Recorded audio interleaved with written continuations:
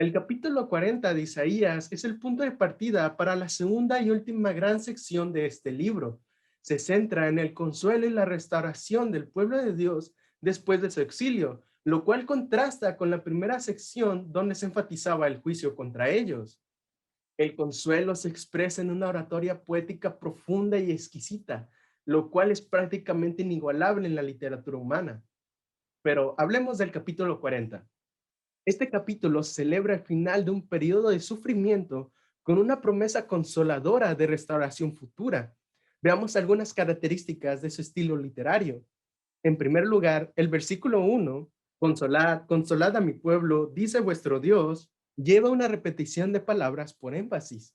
Enseguida, en el versículo 2, la forma enfática en que el Señor desea que este mensaje se comunique a su audiencia es notable.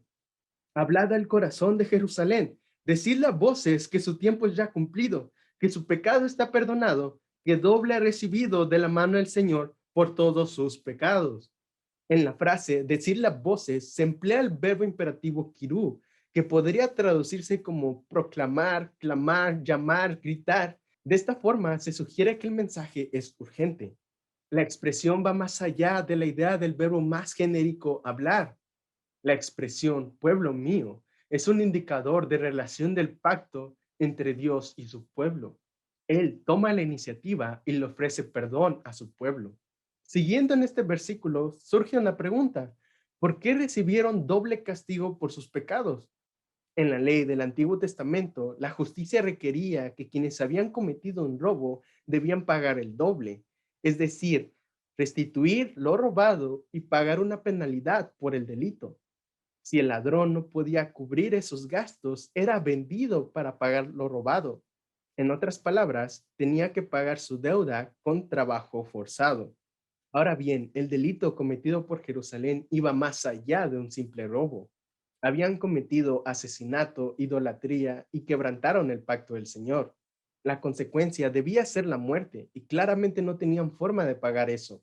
Pero la misericordia divina actuó y tendrían que pagar como si su delito hubiera sido un robo, saldando la deuda con trabajos forzados.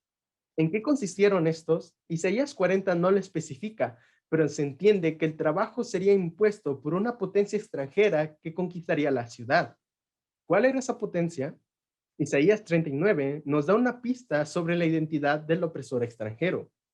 Entonces dijo Isaías a Ezequías, oye palabra del Señor de los ejércitos.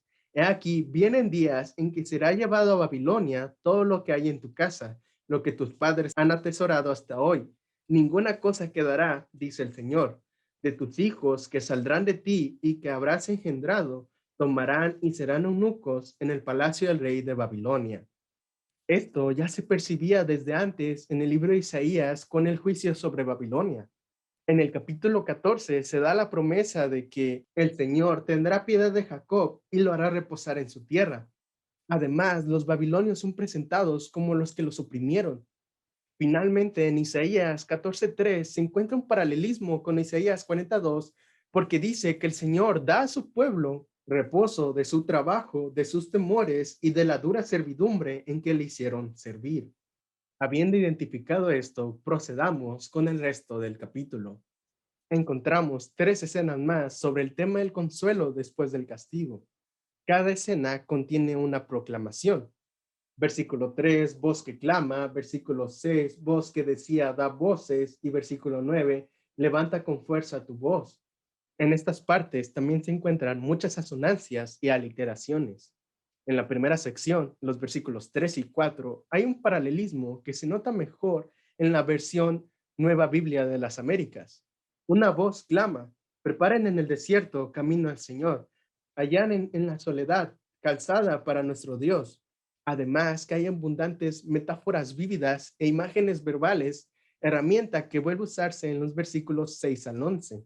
Por último, un elemento literario más son las preguntas retóricas que encontramos en el resto del capítulo, en donde se pone en perspectiva la grandeza de Dios. ¿A qué pues haréis semejantes a Dios?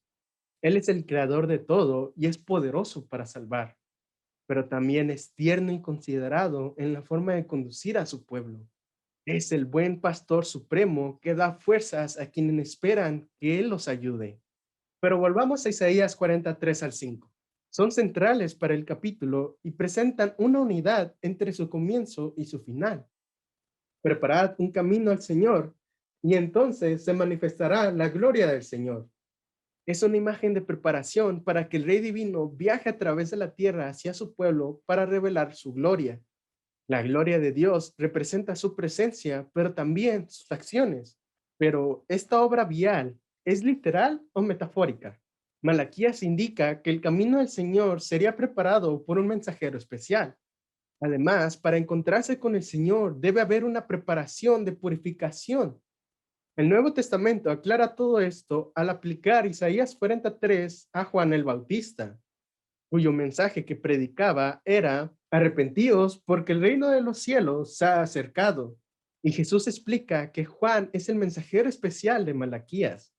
Pero hay más. En Malaquías 4, versículos 5 y 6, se predice de otro mensajero especial llamado el profeta Elías, que también haría una obra de preparación para antes del día del Señor, junto a un recordatorio de guardar los mandamientos de Dios. Jesús también declara que este Elías era Juan el Bautista, pero la mención del día del Señor indica que habrá un cumplimiento de esta profecía en el tiempo del fin, antes de la segunda venida. Apocalipsis 14, 6 al 12 predice que habrán tres ángeles que prepararán el camino para la segunda venida del Señor, entregando mensajes evangélicos que apelarán a todos los habitantes de la tierra a adorar solo al Creador y alentarán al pueblo de Dios que guarde sus mandamientos. De esta forma se entiende que el remanente del tiempo del fin es Elías y los tres ángeles, a quienes Dios ha confiado el privilegio y la responsabilidad de preparar el camino del Señor.